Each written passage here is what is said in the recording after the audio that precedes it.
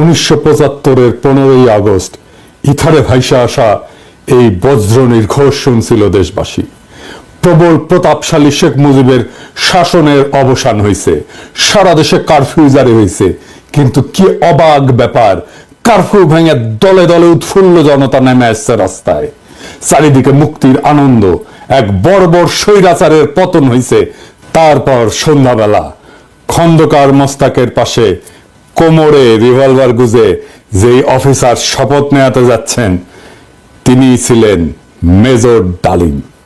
Major ডালিম রাতারাতি হয়ে উঠছিলেন নায়ক, সাহসের প্রতিমূর্তি। তারপরে 75-এর সব বীরকে পাঠানো হলো নির্বাসনে। সে আর এক আলাপ, আর একদিন করব। এরপর তিনি শুধু নামই ছিলেন ইতিহাসে। উনার সাথে আমার প্রথম যোগাযোগ হয় 2019-এ প্যারিসে আসার পরে। উনার সাথে চ্যাটিং হতো। উনার একটা ফেবু আইডি ছিল ফ্যালকন আইজ নামে। নানা বিষয় আলাপ হইতো, ব্যাপক পড়াশোনায় ভদ্রলোকের। আমার সাথে ফোনে বা ভিডিওতে কখনো কথা হয়নি, তবে আমার ঘনিষ্ঠ সার্কেলের অনেকের সাথেই নিয়মিত কথা হইতো।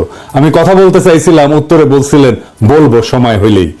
আমার স্বাধীনতা উত্তর বাংলাদেশ বইটা প্রকাশিত হইলে পড়তে চাইছিলেন, আমি পাঠাইছিলাম সুইডেনে ওনার এক শিষ্যের কাছে। উনি বই পাইয়া বই হাতে ছবি পাঠাইছিলেন, এটা নিশ্চিত করতে যে উনার কাছে পৌঁছাইছে। আমি আমার সার্কেলে ওনারে বড় ভাই বলে ডাকতাম, জিজ্ঞেস করতাম বড় ভাই কেমন আছেন, কি বলেন। কোন রাজনৈতিক পরিস্থিতিতে জানতে চাইতাম বড় ভাইয়ের রিডিং কি। একটা সময় খেয়াল করলাম উনি ভুলে যাইতেছেন জিনিসপত্র, ডাক্তারি ভাষায় যাকে বলে কগনিটিভ ডিজিজ। তখন থেকে ওনাকে বলতে শুরু করলাম বুড়া। তো জিজ্ঞাইতাম বুড়াটার খবর কি। যাই হোক, উনি নাকি বলছেন যে উনার বয়স 75 বছর, আসলে উনার বয়স 78 বছর। উনার জন্ম 1946 সালে উইকিপিডিয়ার তথ্য অনুসারে। 64 সালে বিমান বাহিনীতে যোগ দেন, ঠিক 18 বছর বয়সে। বুড়া বয়সে 3 বছর কম হয়ে বলছে আর কি, আমার অনুমান ভুলে বলছে। এপিসোডের স্ক্রিপ্ট লিখতে লিখতে ওনার ছবিটা খুঁজতেছিলাম, যে ছবিটা দেখাইলাম আমার বই হাতে, ছবিটা পাইতেছিলাম না। তো সুইডেনের বাইরে ফোন দিলাম, তো উনিও খুঁজতেছেন। এর মধ্যে বুড়া ফোন দিছে ওই সুইডেনের বাইরে। তো উনি যখন জানলেন যে আমি লাইনে আছি, উনি স্পিকারে দিলেন, আমি শুনতেছি। উনি বলতেছেন, আমাদের দুইজনকে স্পিকারে দিলেন। উনি জিজ্ঞেস করলেন পিনাকি কি দেখছে আমার লাইভ। আমি বললাম হ্যাঁ দেখছি বড় ভাই। তো সুইডেনের বড় ভাই ওনারা বলতেছেন আপনি পিনাকির বই হাতে একটা ছবি তুলছিলেন না, আছে ওইটা। আমি শুনতেছি। তো বুড়া বলতেছে পিনাকি বই লিখছে নাকি, কই আমি তো দেখি নাই। তো রিসেন্ট মেমোরি নাই হয়ে যাইতেছে, আর্লি সাইন অফ আলঝেইমার্স। যাই হোক, বুড়া আমাদের মাঝে আরো অনেকদিন বাইচে থাকেন। ওনার লাইভ এপিসোড করছে ইলিয়াস। এইটাই সম্ভবত বাংলাদেশের মানুষের সর্বোচ্চ দেখা লাইভ। ইউটিউবে একসঙ্গে সর্বাধিক সংখ্যক দর্শকের লাইভ স্ট্রিমের রেকর্ডটা 8 মিলিয়ন। তবে এইটা বাংলা ইউটিউবের সর্বোচ্চ, এটা নিঃসন্দেহ। এবং আমার মনে হয় এই রেকর্ড আর কেউ কখনো ভাঙতে পারবে না। এইবার আসেন এপিসোডের প্রসঙ্গে। বাম, আওয়ামী লীগ আর প্রগতিশীল বিএনপি পুচ্ছে আগুন লাগিয়েছে একই সাথে।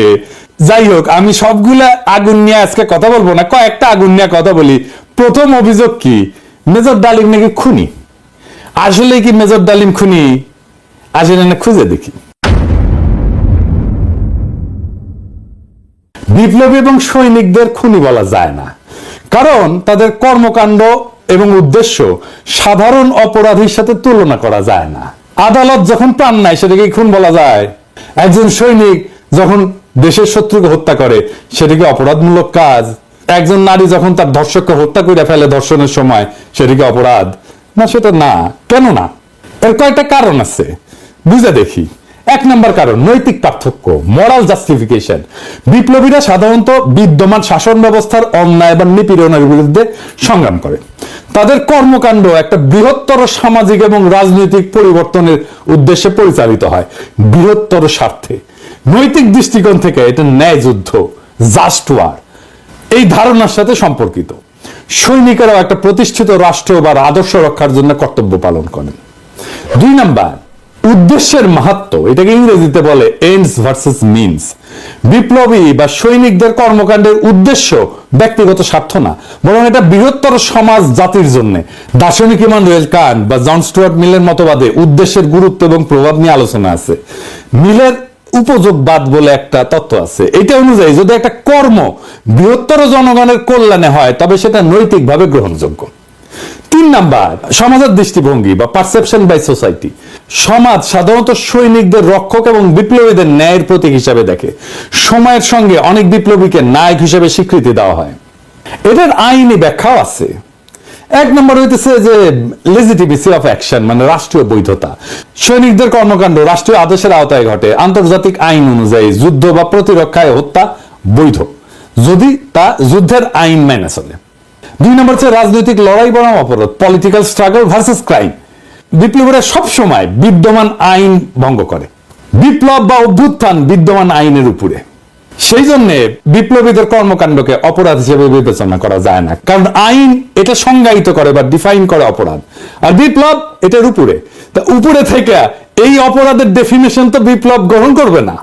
জুলাই বিপ্লবে পুলিশ নিহত হয়েছিল, মারা গেছিল, মারে ফেলা হয়েছিল, এটা অপরাধমূলক কাজ না, এটা বিপ্লবী সহিংসতা। এই জন্যই এই হত্যার বিচার করা যাবে না, কারণ বিপ্লব অভ্যুত্থান আদালত বা আইনের চাইতে বড়। যদি পুলিশ হত্যার বিচার হয় তাহলে ধরে নেবেন বিপ্লব পরাজিত। 15ই আগস্টের বিপ্লব পরাজিত হয়েছিল জন্য আগস্ট বিপ্লবের নায়কদের বিচার এবং ফাঁসি হয়েছিল। 3 নম্বর হইতেছে যে ইচ্ছাকৃত হত্যা বনাম কর্তব্য, ইন্টেনশনাল কিলিং ভার্সেস ডিউটি।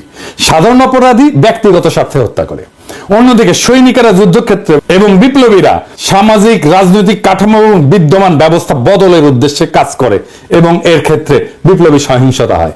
এইটা তাদের কাজকে ইচ্ছাকৃত হত্যাকাণ্ড থেকে আলাদা করে। সেই জন্যই তাদের কাজগুলোকে ইচ্ছাকৃত হত্যাকাণ্ড থেকে আলাদা হয়ে যায়। শেখ মুজিবকে কেউ খুন করেনি, সে অভ্যুত্থানে নিহত। তার পরিবারের সদস্যদের কেউ খুন করেনি, তারাও অভ্যুত্থানে নিহত। দ্বিতীয় অভিযোগ হচ্ছে মেজর ডালিম শিশু হত্যা করেছে।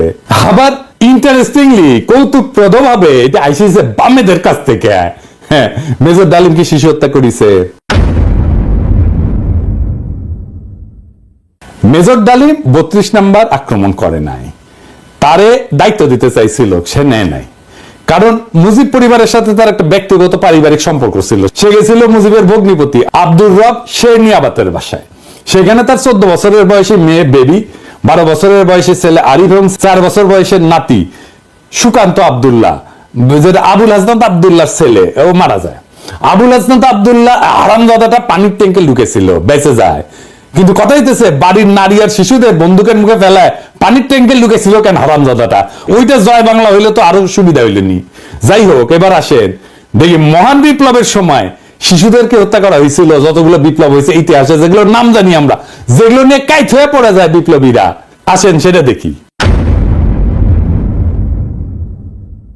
ফরাসি বিপ্লবের সময় লুই শার্লস, যাকে লুই সপ্তদশ বলা হয়, মানে রাজা ষোড়শ লুই এবং মেরি আতরনাথের ছোট ছেলে, বন্দী অবস্থায় খাইতে না দিয়ে কারাগারে রেখে মৃত্যুর দিকে ঠেলে দেওয়া হয়। যখন তার মৃতদেহ বের করা হচ্ছিল, তার শরীরে কোনো মাংস ছিল না, কঙ্কালের উপরে চামড়া। বিপ্লবীরা হত্যা করবে না, কারণ তাদের পবিত্রতা নষ্ট হবে, কিন্তু খাইতে না দিয়া দিনের পর দিন কষ্ট দিয়া মেরে ফেলা যাবে। তো ফরাসি বিপ্লব নিয়ে আধিখ্যাত তো করে সবাই, আবার রুশ বিপ্লব নিয়ে তো বামেরা কাইত হয়ে পড়ে যায় না? যে বামেরা কবে তাদেরকে কইবেন এটা, যে রাশিয়ার জার দ্বিতীয় নিকোলাস এবং তার পরিবারের সদস্যদের বন্দী করে কমিউনিস্টরা। জার কিন্তু তখন ক্ষমতায় না, জারের ক্ষমতা অনেক আগেই চলে গেছে। কমিউনিস্টরা কিন্তু জারের কাছ থেকে ক্ষমতা নেয়নি। কমিউনিস্টরা কেরেনস্কি সরকারকে উৎখাত করে ক্ষমতা নিয়েছে, মানে লেনিন। ক্ষমতা নেওয়ার পরে 18 সালের 17 জুলাই একসাথে হত্যা করে এই জারের পরিবারকে, তার স্ত্রী আলেকজান্ডার এবং তাদের 5 সন্তান, অলগা, তাতিয়ানা, মারিয়া, আনাস্তাসিয়া এবং অ্যালেক্সি। লেনিন মনে করছিল জারের পরিবার যদি বেঁচে থাকে তাহলে তারা রাজতন্ত্র পুনরুদ্ধারের জন্য কাজ করতে পারে। এই জন্য পুরা পরিবারকে হত্যা করার সিদ্ধান্ত নেওয়া হয়। পরিবারের সকল সদস্যদেরকে কমিউনিস্ট বিপ্লবীরা গুলি করে হত্যা করে। পরে তাদের মৃতদেহ অ্যাসিড দিয়ে বিকৃত করে মাটিতে পুঁতে ফেলা হয়। এর মধ্যে আনাস্তাসিয়া নিকোলায়েভনার এর বয়স ছিল 17 বছর, আর অ্যালেক্সি নিকোলায়েভিচের বয়স ছিল মাত্র 13 বছর। দুই ক্ষেত্রেই প্ল্যান করে মারা হয়েছে অনেক পরে। 15ই আগস্টে শিশুরা মারা গেছে।